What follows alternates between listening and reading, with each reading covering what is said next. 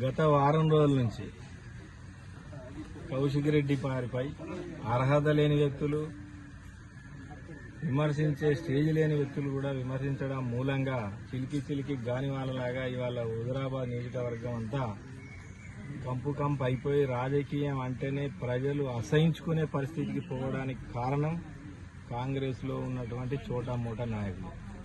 ఒక ఎమ్మెల్యేని పట్టుకొని ఇష్టం ఉన్నట్టు మాట్లాడడం మూలంగా ఆయన మంత్రిని గెలిచింది. బిడ్డను నన్ను గెలిపితే నిన్ను గెలుపుతాను అంటాడు. మీ స్టేజికి ఆయన విమర్శించే స్టేజి కాకుండా మీ ఇష్టం ఉన్నట్టు మాట్లాడితే కౌశిక్ రెడ్డి గారు మంత్రికి తగిలింది. మరి దీని కారణం ఎవరు? ఇవాళ హుజురాబాద్ కాన్స్టిట్యున్సీలో రాజకీయాన్ని కంపు చేసినటువంటి నాయకులు ఎవరు?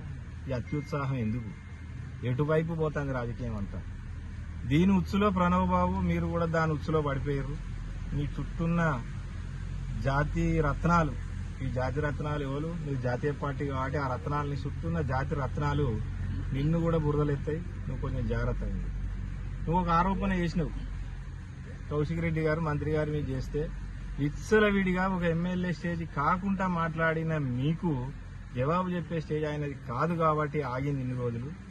మీరు ఆరోపణ చేసారు, చెలుపూరు గుడి దగ్గరికి రా ప్రమాణం చేయవను. చెలుపూరు గుడి దగ్గరికి రావడానికి సిద్ధమైపోయి బయలుదేరి వచ్చిండి హైదరాబాద్ నుంచి. వచ్చినాక పోలీసుని పెట్టి ఆపి నువ్వు ప్రమాణం చేస్తావా, రాజకీయంగా ఇంత దిగజారిపోతావా అని నువ్వు అంటున్నావంటే నీకు రసీదు చెప్తే మసీద్ అనేటువంటిది వెనకట గత 100 సంవత్సరాల నుంచి నానుడు. అది రసీదు చెప్తే మసీదులో పోయి ప్రమాణం చేస్తే రసీదు లెక్కకి రాదుగా. మరి నాకు ఇంకా ఆధారాలున్నాయి, నువ్వు ఆ ప్రమాణం ఎందుకు చేసినావని అంటే మిమ్మల్ని అజ్ఞానులు అనుకోవన్నా ఒకసారి హుజురాబాద్ ప్రజలు గమనించాలి. మరి నువ్వు రమ్మని ఛాలెంజ్ చేసింది నువ్వు, వచ్చ రాకుండా చేసింది నువ్వు. వచ్చినాక ఎందుకు వచ్చినావా రాజకీయాన్ని దిగజారుస్తానవు అని చెప్పే మాట కూడా నువ్వే. మీకు అసలు మిమ్మల్ని ఏమనాలన్నా కూడా మాకు అర్థమైతలేదు.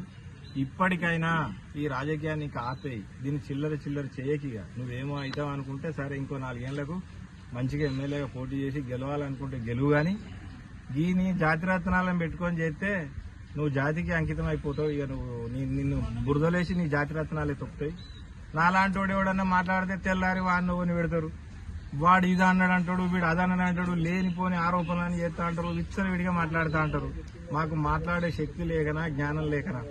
పద్ధతి ప్రకారం మాట్లాడాలని ప్రణవ్ బాబు గారు చెప్తారా? నేను ఇప్పటికైనా నీ జాతిరత్నాలు రేపు మళ్ళా వంకర టింకర మాట్లాడితే నీ మీద సర్వం ఆరోపణలు, సర్వం నువ్వు చేసిన పనులు, నీ తాతల ముత్తాతల కాంచి జరిగిన సర్వం అన్ని వెలికి తీసి మేము కూడా నీకు బురద వేయవలసి వస్తుంది. కొంచెం నువ్వు కూడా ఒళ్ళు దగ్గర పెట్టుకొని నీ జాతిరత్నాలకు చెప్పు.